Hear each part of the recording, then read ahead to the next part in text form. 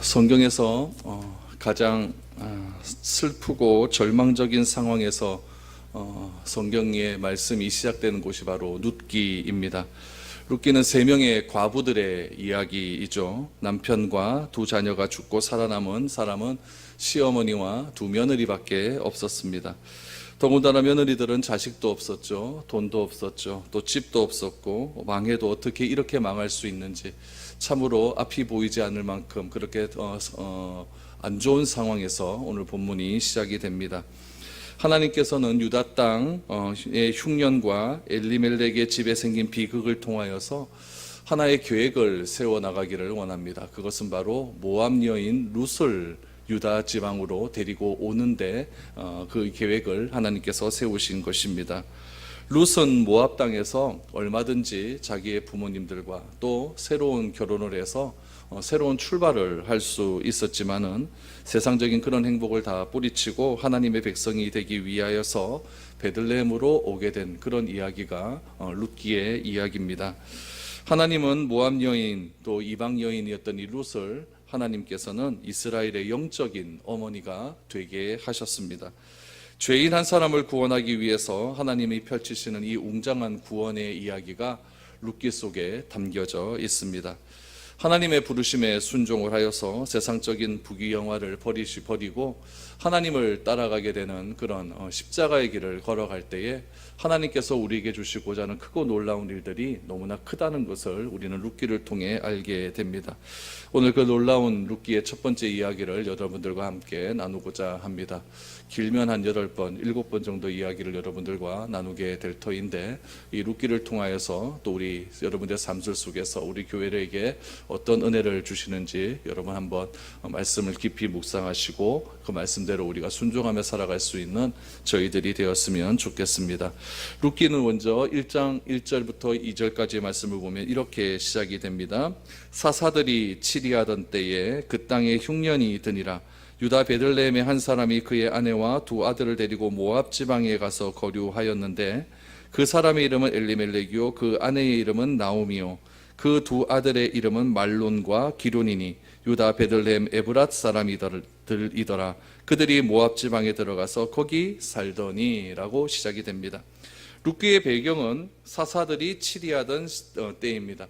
사사들이 치리하던 때 그랬으니까 사사시대라는 것을 알 수가 있죠.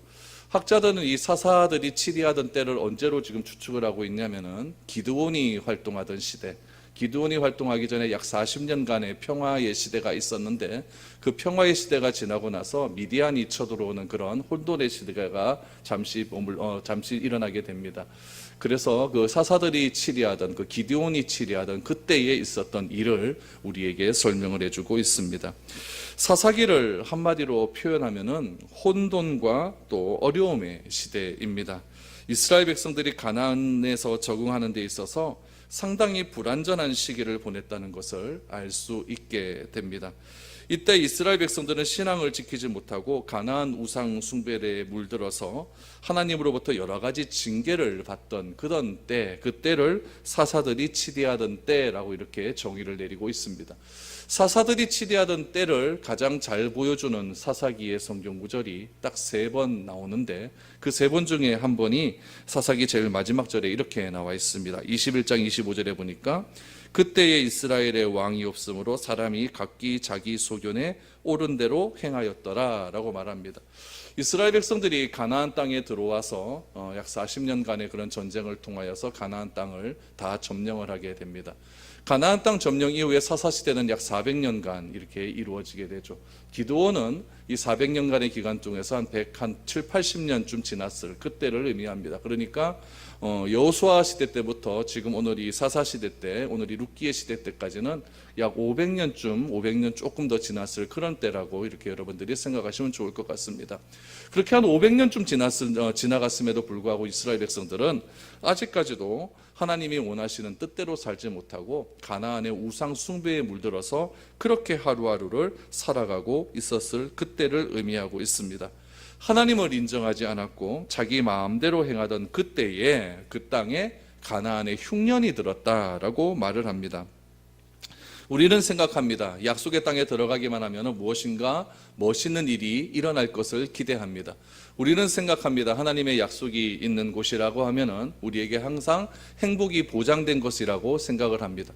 그러나 이스라엘 백성들이 가나안 땅에 들어갔었을 때 그들에게 주어지는 것은 아무것도 없었습니다. 땅이 주어진 것도 아니고, 여러분, 어떤 물질적인 풍요로움이 주어진 것도 아니고, 먹고 사는 것들이 해결되는 것도 하나도 없었습니다. 땅은 전쟁에서 그곳에 살고 있었던 가나안 7부족에서부터 전쟁을 해서 그 땅을 빼앗아야만 하는 것이었고, 농사를 지을 줄 모르는 이스라엘 백성들은 농사 짓는 법조차도 배우는 그런 시대였고, 전쟁을 하다 보니까 그 땅은 황폐해졌기 때문에 집도 절도 아무것도 없는 그런 시대를 살아가고 있습니다. 우리가 생각하고 우리가 상상하던 하나님의 땅과 하나님의 약속의 땅과는 전혀 상반된 일이라는 것이죠. 그런 곳에서 이스라엘 백성들은 가나안 신과 타협을 하게 되었고, 또한 그 땅의 백성들과 타협을 하면서 먹고 사는 문제로서 그렇게 하루하루를 연면하던 그런 시대가 약 500년간의 시대임을 우리는 알게 됩니다. 그런데 그런 시대 가운데 가나안에 흉년이 들었다라고 하는 것은 그들의 신앙 상태를 그대로 드러내는 말이기도 합니다. 이럴 때 영적으로 깨어있는 민족이라고 한다면 하나님께 매달려야 맞죠. 영적으로 깨어있는 사람이라고 한다면 하나님께 간절히 기도해야 하는 것이 맞습니다. 자신의 삶이 신앙적 노선에서 벗어났다는 것을 깨닫고 자신의 잘못을 뉘우치고 하나님께 회개하면서 철저하게 하나님께 기도하는 것이 약속의 땅에 사는 약속의 민족으로서의 삶의 모습일 것입니다. 그런데 이런 시대에 유다 땅 베들레헴에서 일어난 일을 소개하고 있습니다. 베들레헴이라고 하는 뜻은 떡집이라고 하는 뜻입니다. 요즘 말로 하면 방앗간이죠. 방앗간, 떡집. 떡집 방앗간이라고 하는 것은 먹을 것이 풍부하다는 것을 뜻하는 것이겠죠. 베들레헴은 이 자신의 지역의 이름처럼 먹을 것이 많은 그런 동네였습니다. 땅도 풍요로웠고 또한 농경지가 많았기 때문에 농사 짓기에 아주 좋은 땅이었죠. 그렇게 농사짓기 좋고 추수할 것이 많은 그 땅 가운데에도 흉년이 들었다는 것은 이스라엘 전체에 큰 위기 상황이 닥쳤다라는 것을 알게 됩니다. 여러분, 아무리 흉년이 들어도 떡집에는 먹을 것이 있기 마련입니다. 왜냐하면 다른 사람의 떡을 만들어주고 나면 부스러기라도 남기 때문에 그렇죠. 그런데 그런 떡집에 지금 가뭄이 들었다는 것은 정말 위기의 상황이라는 것을 우리는 알게 됩니다. 이렇게 영적으로도 좋지 않고 육적으로도 좋지 않는 이런 상황 가운데 룻기는 한 사람의 이름을 우리에게 말하고 있습니다. 그 사람의 이름이 무엇입니까? 엘리멜렉입니다. 여러분, 엘리멜렉이라고 하는 이름의 뜻이 아주 좋습니다. 이 엘리멜렉이라는 이름의 뜻은 무엇이냐면은 하나님은 왕이시다라는 뜻입니다. 하나님은 왕이시다. 정말 상반되지 않습니까?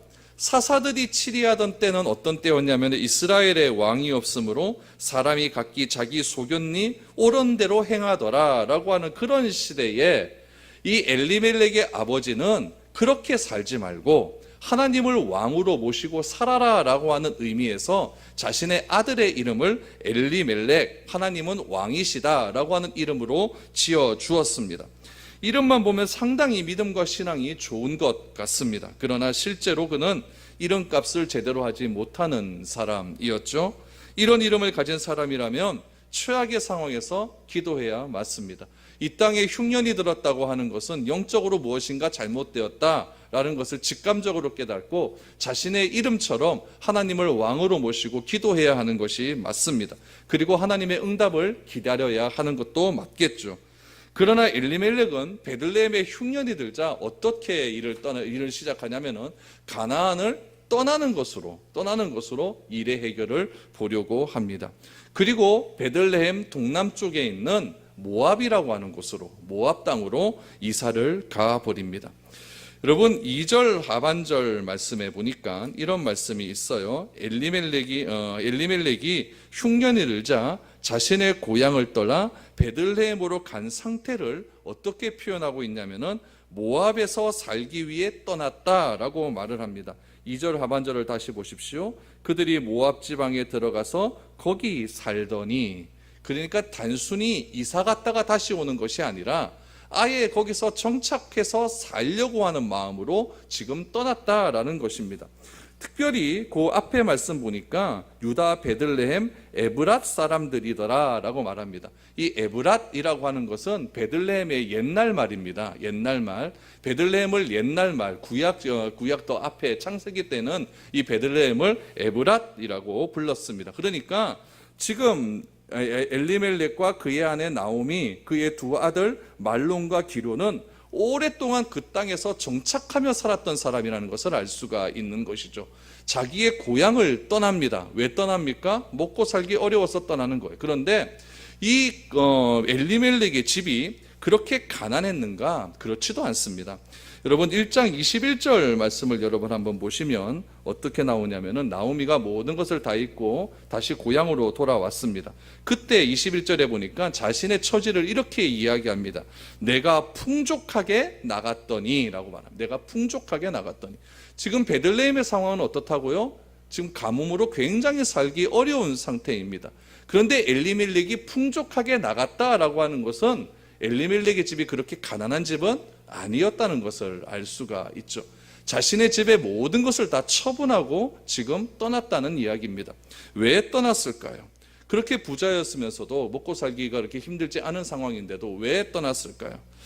베들레헴에 여러분 가난한 사람들이 많았을 겁니다. 그리고 베들레헴에 가뭄이 들고 흉년이 들었기 때문에 먹을 것이 굉장히 없게 되었죠. 그러면 자신의 친족들이 어떻게 하겠습니까? 조금 넉넉한 사람들 찾아와서 우리 좀 도와도 라고 하면서 물질적인 도움을 청할 것 아닙니까? 엘리멜렉은 그런 것들이 싫었던 겁니다. 자신은 부자고 자신은 그래도 이 어려운 상황에서 해결할 수 있는 물질적인 풍요로움은 좀 가지고 있고, 그런데 자꾸 주변에서 무엇인가를 도움을 청하니까 그게 싫었던 거죠. 그렇게 싫은 것을 여러분 어떻게 했냐면은 자신의 모든 재산을 다 처분하고 떠났다라는 것을 알 수가 있죠. 이것은 어떻게 보면은 자신의 육적인 상황을 뜻하는 것이었고, 영적인 가장 근본적인 원인은 우리가 무엇으로 찾을 수가 있냐면은 그 약속의 땅 가나안 땅에 대한 비전이 없었기 때문에 그렇습니다. 그 먼 조상 때로부터 하나님께서 이스라엘 백성들에게 약속하신 것은 무엇이었냐면은 바로 약속의 땅을 주시겠다고 하는 그런 하나님의 언약이 있었습니다. 그 언약이 언제부터 있었냐면 아브라함 때부터 있었다는 이야기죠. 그 언약을 계속해서 받아왔고, 엘리멜렉 또한 베들레헴에서 살았던 에브랏 사람이었기 때문에 자신도 그 약속을 충분히 알고 있었을 것입니다. 이 말은 하나님에 대한 믿음이 없었고 그 약속에 대한 꿈도 없었고 하나님을 온전히 신뢰하지 않았다는 것을 뜻하고 있습니다. 만약 엘리멜렉이 하나님의 약속이 얼마나 중요한 것인지 알고 있었다고 한다면 아무리 흉년이 들었다 할지라도 그 땅은 지키고 또 지켰어야 하는 땅이었을 겁니다. 약속의 땅은 여러분 죄 용서함이 있는 땅입니다. 왜 하나님께서 하필이면 가나안 땅으로 그렇게 사람들을 인도하셨을까요? 왜 그 가나안 땅을 약속의 땅이라고 말씀을 하십니까? 왜 그 땅에서 사는 사람을 약속의 민족 이스라엘이라고 말을 합니까? 그것은 하나님께서 특별한 의미가 있기 때문에 그렇다는 겁니다. 약속의 땅에서 하나님이 원하는 장소에서 원하는 방법으로 약속된 백성이 예배하고 경배하면 하나님께서 그 기도를 들으시겠다라고 하는 언약적 맹세가 그 가운데 담겨져 있었다는 이야기입니다. 엘리멜렉이 그런 모든 것들을 알고 있었다라고 한다면 약속의 땅을 절대 떠나서는 안 되었다는 것입니다. 누구든지 그 약속의 땅에서 기도하기만 하면 하나님의 새로운 변화를 체험할 수 있는 그런 곳이었습니다. 따라서 엘리멜렉이 진정으로 신앙의 사람이었고 믿음의 사람이었다고 한다면, 또한 그 땅을 사랑하는 사람이었다고 한다면 아무리 흉년이 들고 어렵다 할지라도 그 땅을 절대로 떠나서는 안 되었다는 이야기입니다. 여러분, 어떤 사람은 이렇게 엘리멜렉과 같은 신앙을 가진 사람들이 있습니다. 신앙을 너무 쉽게 포기합니다. 세상적인 어떤 이해관계 때문에, 내가 먹고 사는 문제 때문에 믿음을 포기하는 사람들이 얼마나 많이 있는지 모릅니다. 그러나 그들은 그 믿음이 얼마나 중요하고 복된 것인지를 모르기 때문에 그렇게 떠나는 것이겠죠. 주님이 피로 값주고 사신 이 교회라는 곳이 얼마나 귀하고 소중한 곳이며, 또 교회를 통해서 하나님은 우리에게 풍성한 은혜를 주신다고 하는 이 사실을 모르기 때문에 교회를 떠나게 되는 것입니다. 어떤 사람은 이렇게 말합니다. 교회가 뭐 그렇게 귀한 곳이냐라고 하면서 교회의 무용론을 주장하기도 합니다. 왜냐하면 교회가 많이 타락했다는 것이죠. 어떤 사람은 무교회주의자들이 등장을 하기도 합니다. 교회가 뭐 그래 필요 있느냐, 내 신앙 내가 혼자 지키면 그것으로 족한 것 아니냐라고 말을 하는 사람도 있습니다. 그러나 교회는 그런 곳이 아닙니다. 교회가 필요가 없고 교회가 그렇게 의미가 없는 곳이라고 한다면 예수님께서 자신의 생명과 바꾸어서 교회를 세우실 그런 이유는 하등에 없다는 이야기입니다. 진정한 교회는 참된 나눔과 섬김이 있는 곳이고, 진정한 교회는 하나님의 은혜를 경험할 수 있는 곳이기 때문에 교회는 그런 의미에서 너무나 중요한 곳입니다.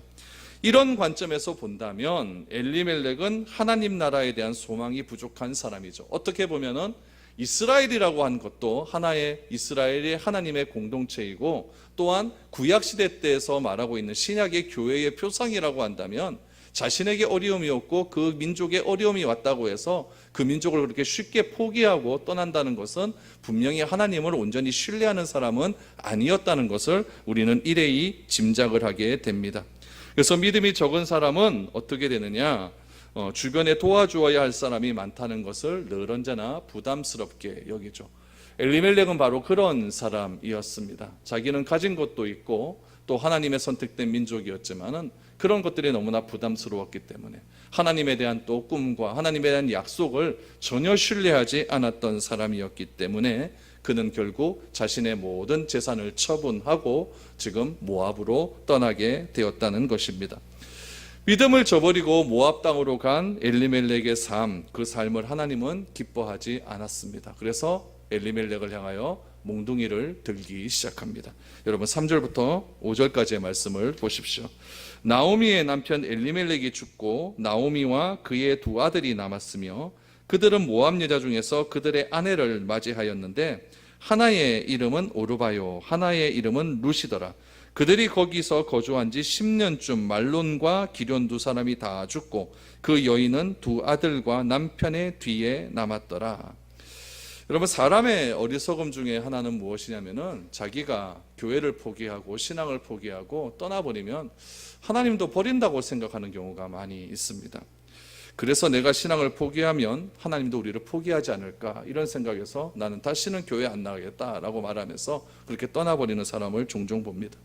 그러나 여러분 절대 그렇지 않습니다. 하나님은 포기하시는 분이 아니십니다.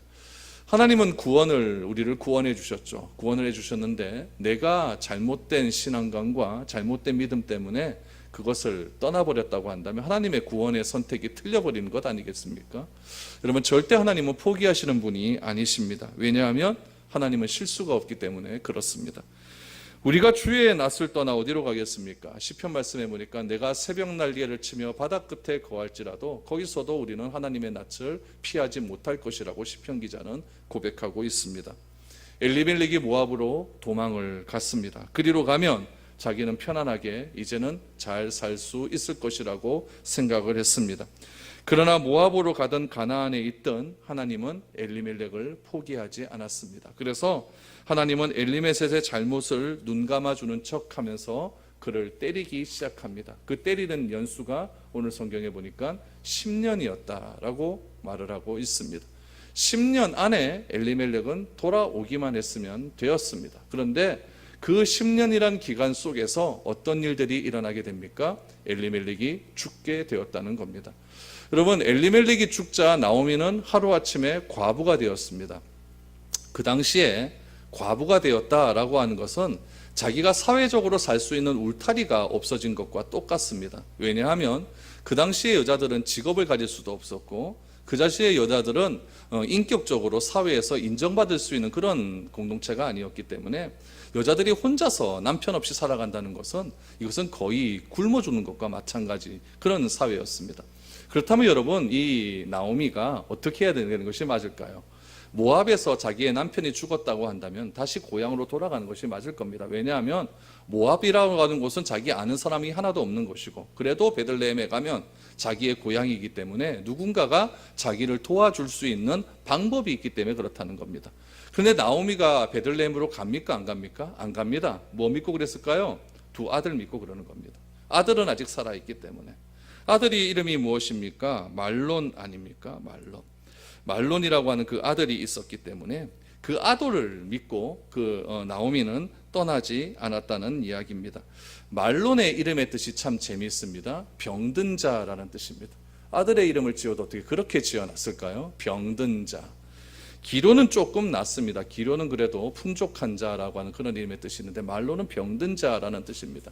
태어날 때 좀 아프게 태어났나 보죠. 이 나오미가 모압을 떠나지 않고 베들레헴으로 가지 않았던 이유는 무엇이냐면은 자기 아들이 있었기 때문에 그렇다는 이야기죠. 아들을 믿고 버텼습니다. 그래서 두 아들을 그곳에서 결혼을 시켰습니다. 결혼을 시켜서 그 아들과 한 가족을 또한 이룰 수 있게 되었습니다. 여러분, 엘리멜렉 가문의 남자들이 그런데 어떻게 되었습니까? 10년 만에 다 죽게 되었습니다. 엘리멜렉도 죽었고 또한 말론도 죽었고 기론도 다 죽었습니다. 10년의 기간은 하나님께서 그들이 돌아오기를 원하시는 그런 기간이었습니다. 결국 남은 것은 누구밖에 없습니까? 나오미와 2명의 며느리밖에 없었습니다. 그러자 이 나오미가 정신이 번쩍 든 겁니다. 여러분, 우리가 왜 하나님께로 돌아가지 않을까요? 이유는 분명합니다. 내가 아직 이 세상에서 기댈 것이 있으면 절대 하나님께 돌아오지 않습니다. 이 나오미가 하나님께 돌아갈 수 있는 기간은 이 10년이라는 기간보다 더 빨리 돌아갈 수 있었습니다. 그런데 나오미가 기댈 품이 있었다는 이야기죠. 누굽니까? 2명의 아들이었습니다. 그 아들 믿고 버텼던 겁니다. 그러나 그 아들마저 죽게 되자 나오미는 앞이 캄캄했다는 이야기죠. 그래서 믿을 것이라고는 다시 옛날의 신앙을 되찾아 하나님이 그리워지기 시작을 했다는 것입니다. 그 마음이 나오미에게 들리기 시작을 합니다. 그 들림이 어떤 소리였습니까? 바로 베들레헴에 다시 먹을 것이 많아졌다고 하는 소식이었습니다. 여러분 6절을 보십시오. 그 여인이 모압 지방에서 여호와께서 자기 백성을 돌보시사 그들에게 양식을 주셨다 함을 듣고 이에 2 며느리와 함께 일어나 모압 지방에서 돌아오려 하여라고 말합니다.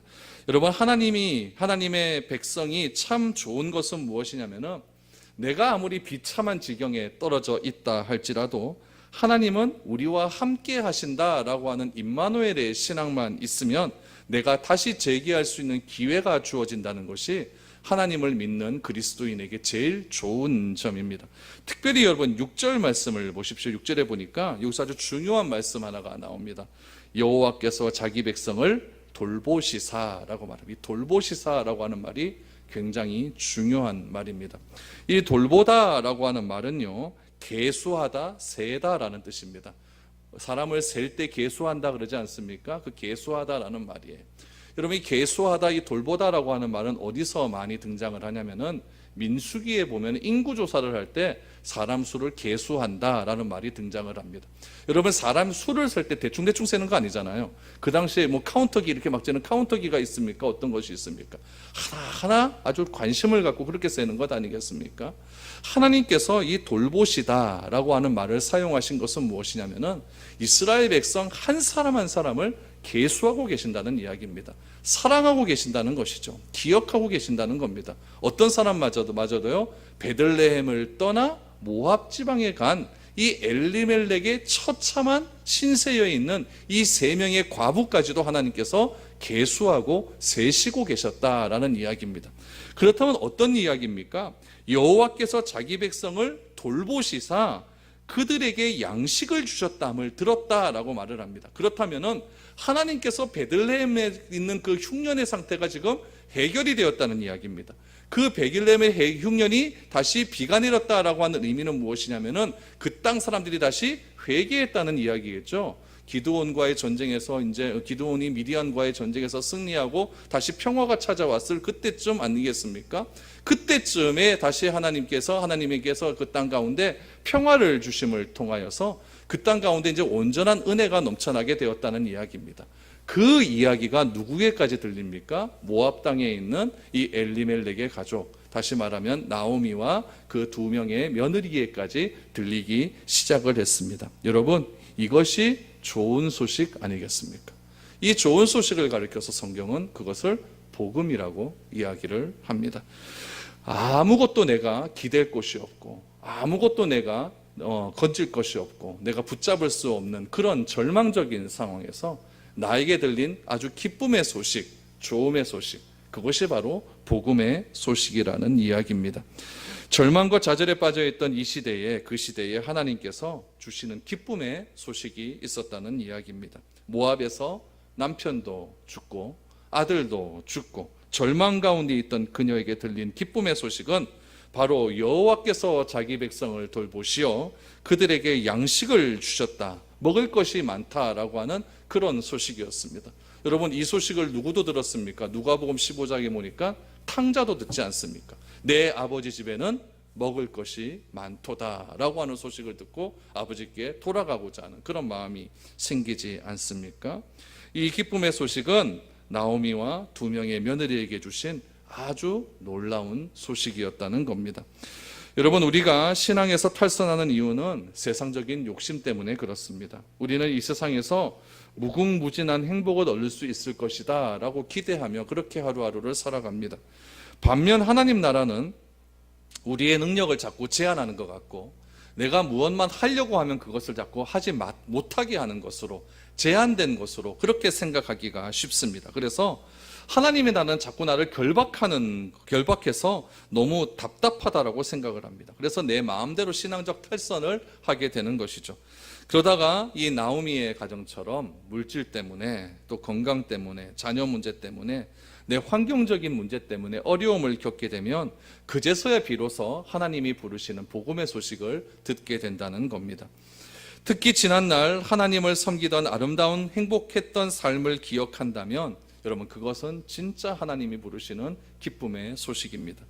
교회가 여러분 좋은 소문이 나야 되는 이유가 바로 여기에 있습니다. 우리 미래로 교회가 좋은 소문이 나야만 여러분 주변에서 이런 분들에게 하나님의 기쁜 소식이 들리는구나 라는 것을 우리가 드러낼 수 있다는 이야기입니다. 그렇게 여러분들 우리 교회에 믿지 않는 사람들이 회복되어야 될 줄로 믿습니다. 이 베들레헴이라고 하는 이 떡집 가운데 좋은 소식이 들리자 모압 땅에 있는 사람들이 오기 시작을 합니다. 그러면 여러분, 베들레헴에서 기다리고 있었던 것은 과연 무엇일까요? 7절부터 보십시오.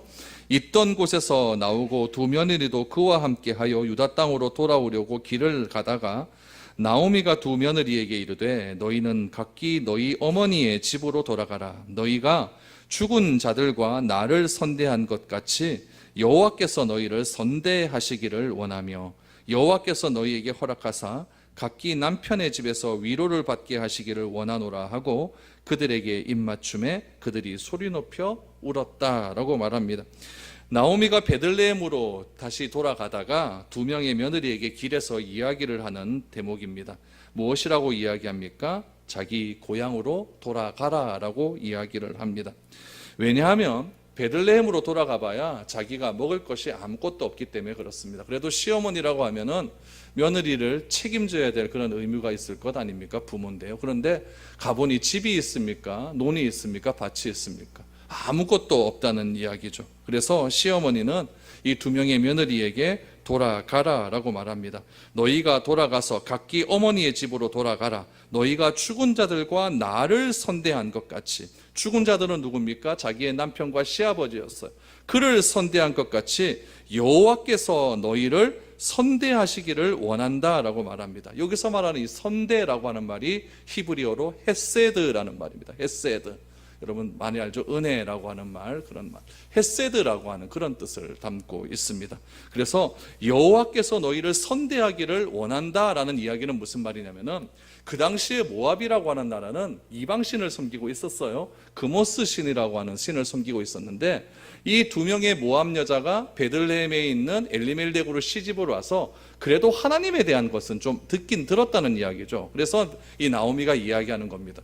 모압 땅에 가서 너희가 그 땅의 신인 그모스 신을 섬기는 것이 아니라 내가 너희에게 전해주었던 하나님을 잘 섬기기만 하면, 그 말이 무엇이냐면은 여호와께서 너희를 선대하기를 원한다라는 뜻입니다.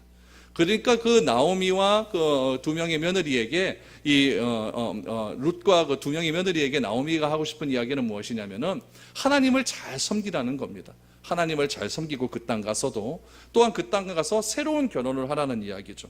그렇게 되면은 그 남편의 그늘 아래서 너희가 다시 새 출발할 수 있을 것이다 라고 말을 하는 거죠. 그래서 9절에 보니까 각기 남편의 집에서 위로를 받게 하시기를 원하노라 라고 하는 것은 새로운 출발을 하라는 이야기입니다. 여기서 이제 있었던 모든 일은 다 잃어버리고 새로운 출발을 해서 새로운 남편과 그 남편의 그늘에서 그렇게 살라라고 이야기를 했다는 이야기입니다. 나오미는 베들레헴에서 기다리고 있는 것은 철저한 가난이라는 것을 너무나 잘 알고 있었습니다. 너무나 여러분 상반되지 않습니까? 베들레헴이 흉년이 들었을 때 이 나오미의 집은 어느 정도 부유한 집이었고 그런 상태에서 모든 것을 정리하고 모압으로 돌아갔습니다. 그런데 돌아올 때는 어떻습니까? 베들레헴은 부해졌는데 자기는 철저한 가난함으로 돌아왔다는 이야기죠. 여러분, 우리가 하나님을 떠나고 또한 우리가 교회를 떠나고 믿음을 저버릴 때 오는 결과는 이런 결과밖에 없다는 이야기죠. 다 저버리고 하나님의 품으로 그렇게 돌아오게 된다는 이야기입니다. 엘리멜렉은 모든 것을 팔고 모압으로 왔습니다. 여러분, 하나님이 주신 땅은요 절대 팔면 안 되는 겁니다. 왜냐하면 그 땅은 하나님이 주신 대대로 주신 기업이기 때문에 절대로 팔면 안 되죠. 그런데 그 땅까지도 다 팔고 베들레헴으로 다시는 오지 않으려고 하고 하려는 마음에서 다 팔고 떠났던 것입니다. 그러니 나오미와 두 자부가 베들레헴에 가더라도 그들에게 돌아올 것은 냉대와 천대밖에 없다는 것을 이 나오미는 너무나 잘 알고 있었던 거죠. 그러나 며느리들이 모압 땅에 남으면 재혼을 해서 남편의 그늘 아래서 보호 아래서 받으면서 새로운 삶을 살 수 있기 때문입니다. 여러분, 나오미가 지금 이런 말을 하는 것은 무엇이냐면은 지금 베들레헴으로 가서 하나님을 영원토록 따르는 그 가문 속으로 들어가려면은 무엇인가가 대가가 따른다는 이야기예요. 그 대가가 무엇입니까? 여기 이 상황에서는 가난이라고 하는 대가라는 이야기죠. 그러나 너희가 이 가난을 버리고 그냥 너희 모압 땅에 가서 살면은 그냥 편안하게 살 수 있을 거다라고 이렇게 이야기를 한 것입니다. 여러분, 세상적 행복을 버리고 말씀에 순종하는 삶을 살게 되면 철저한 가난이 기다리고 있다는 사실을 나오미는 며느리에게 말해준 겁니다. 그것이 싫다면 친정으로 돌아가도 좋다. 그러나 그것에 대해서 내가 다른 아무것도 내가 미련 갖지 않겠다라고 말을 해 주었습니다. 여러분, 누구든지 하나님을 따르려면 대가가 필요합니다. 예수님께서는 나를 따르려거든 대가를 지불해야 된다는 것을 이미 설명을 해 주셨습니다.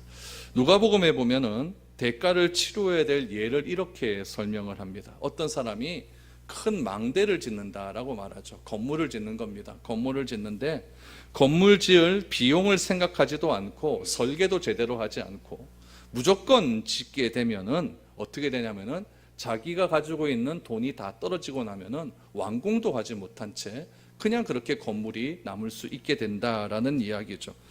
하나님을 따르는 것, 내가 십자가의 길을 가는 것, 내가 나오미의 길을 따르는 것, 그것은 여러분 쉽지 않은 길이라고 나오미는 설명을 합니다. 무조건적으로 복이 우리를 두 손을 들고 기다리고 있는 것도 아닙니다. 그러나 우리가 십자가의 길을 걸어가는 이유가 무엇입니까? 그 길이 바로 비록 좁은 길이라 할지라도 그 길에는 영생의 복이 있기 때문이라는 것이죠. 이 세상을 살아가다 보면 하나님의 생각과 나의 생각은 늘 언제나 부딪히게 됩니다. 저는 하나님의 말씀은 무조건 옳다라고 믿습니다. 그렇기에 내가 해야 할 일은 하나님의 생각과 내 생각이 부딪힐 때마다 나는 내 생각을 포기하는 일입니다. 그런데 그것이 여러분 쉽지가 않습니다. 진짜 힘듭니다. 갈등도 오고 막 어떨 때는 후회도 많이 됩니다. 그러나 하나님의 뜻이 항상 선이고 하나님의 뜻은 항상 옳기 때문에 내 뜻을 꺾고 하나님의 뜻에 순종하려고 그렇게 부딪히고 애쓰고 노력하고 있다는 이야기입니다. 내가 살아가는 이 세상 속에서 비록 힘들고 어려운 그런 믿음의 길이 있다 할지라도 세상의 풍요 때문에 하나님을 거부하는 그런 선택은 우리가 하지 않았으면 좋겠습니다. 어려움과 시련이 온다고 할지라도 주와 함께 그 길을 걸어갈 수 있는 우리 모두가 참으로 행복한 사람들이고 그 길 속에서 주께서 주시는 영생의 복을 우리는 맛보게 될 것입니다. 오늘 모든 것을 버리고 모압 땅으로 갔던 한 가정에 대한 이야기, 그 그 가정이 모든 것을 거기서 다 잃어버리고 다시 돌아오게 되는 그런 이야기를 우리가 오늘 보게 되었습니다. 이 이야기가 우리의 이야기는 아닌지 진지하게 생각을 해보시고, 내가 주의 말씀대로 그렇게 살기 위해서는 반드시 대가가 지불하는 것이 필요하다는 것을 다시 한번 기억하시고, 내가 주를 따르기 위해서 버려야 될 대가는 무엇인지를 이 시간 진지하게 고민하면서 기도하며 나아갈 수 있는 그런 시간들이 될 수 있었으면 좋겠습니다. 기도드리겠습니다. 하나님 아버지,